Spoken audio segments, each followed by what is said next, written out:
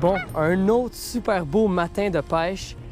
Je vais commencer avec le chatterbait, le shuttering bait de Terminator, couleur chartreuse, avec comme trailer à l'arrière un petit freeloader de Crush City, canne medium heavy avec le Modus SZ2 de 13 Fishing.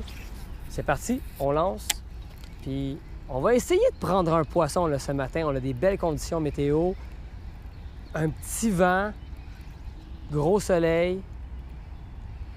Il faut juste se souhaiter qu'il y ait quelques brochets qui se cachent ici. Mais j'ai un bon feeling. Pour vrai, j'ai un très bon feeling. Il faut juste se croiser les doigts.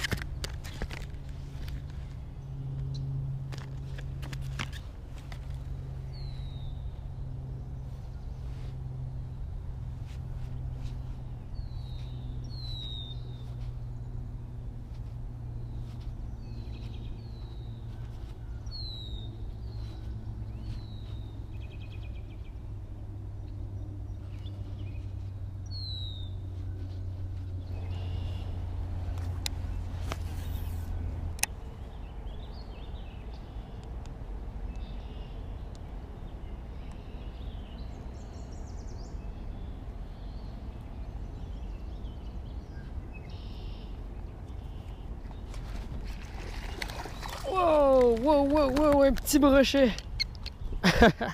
Un petit brochet. Oh mon Dieu. Bon, ça, c'est loin d'être un record. Mais, c'est un brochet. Je vais enlever le swim bait puis on continue.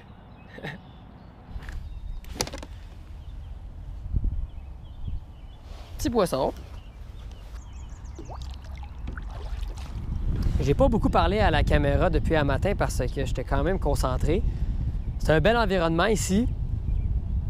La forêt est inondée. Les brochets, ils s'aventurent un peu dans les herbiers. Souvent, là, les perches chaudes, les petits menés vont aller s'aventurer là-dedans parce que l'eau est plus chaude. Alors, c'est là qu'il y a beaucoup de poissons. Puis là, avec le swim bait, je travaille tranquillement. Je donne des petits coups. Tu sais, le poisson, il est encore un peu slow, là. L'eau est très froide. Même si ici, l'eau est un peu plus chaude, ça reste que le poisson, il n'est pas super actif comme en été, exemple. Donc, le swim bait, regardez ça, la forêt est comme inondée. En réalité, ici, là, dans quelques semaines, l'eau va avoir descendu. Puis, on ne pourra plus vraiment lancer dans ce coin-là. Donc, ouch, les poissons sont ici en ce moment, mais ils ne seront pas longtemps. C'est pas toujours évident de pêcher dans l'environnement des branches, des herbiers.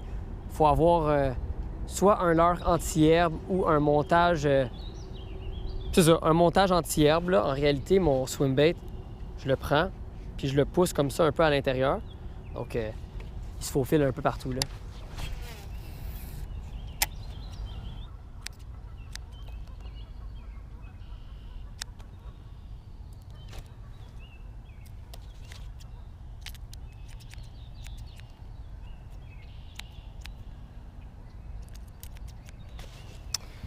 Ouais, petite coupe de cheveux. On va essayer de quoi?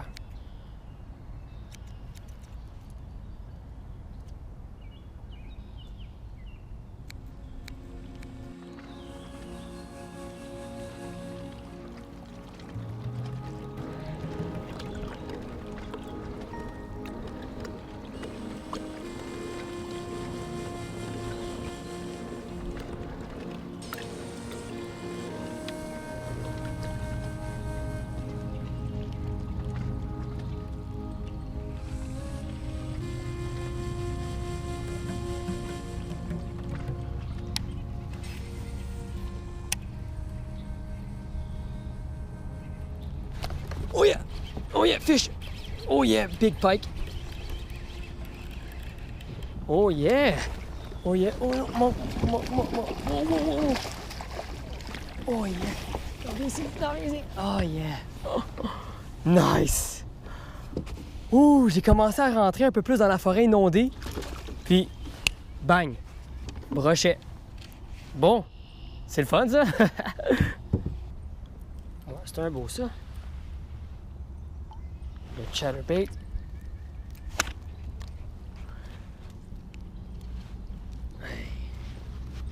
T'es bien piqué, toi. T'allais pas sortir. Bon, je voulais vous montrer le brochet de plus près, capturé avec le chatterbait, plus précisément le shuttering bait de Terminator. Il est dans le filet ici. Il est à mon ami. Je vais vous le montrer. Ah. Non, non, non, je sais. Je sais que ça ne tente pas. Je sais, mais juste pour la caméra. Là. Ouais. Oh oui. Oh. Il rentre pas dans le cadre.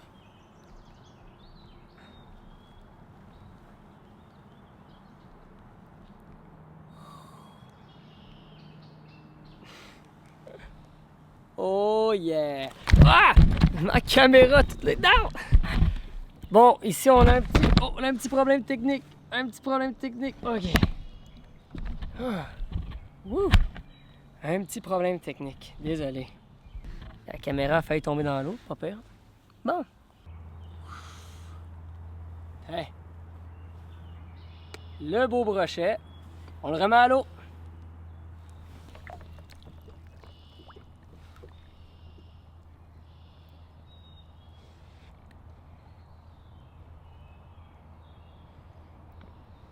Il est beau, hein?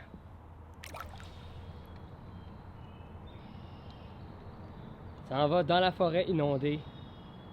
Wow! Je viens de manquer un brochet. En plus, je savais que j'allais me faire mordre là. OK.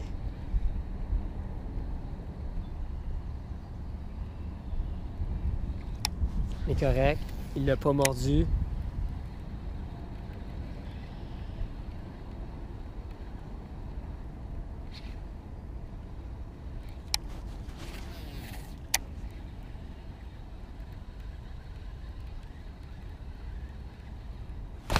Et voilà. Et voilà. Il est revenu. Il est revenu. Yes. Il était ici. Oh yeah. Oui, voilà. Un autre brochet au chatterbait.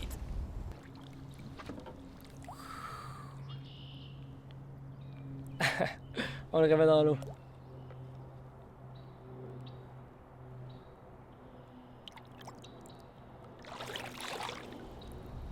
Wouh!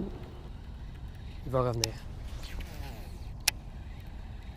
Quand je manque un poisson, j'essaie de faire des lancers comme une demi-lune un peu, tout alentour de l'endroit où ça a mordu. Souvent, le poisson, quand il manque le leurre, il va pas être très très loin. La seule raison pourquoi... Ouh! Vous l'avez-vous vu? Il est là. Regardez ça.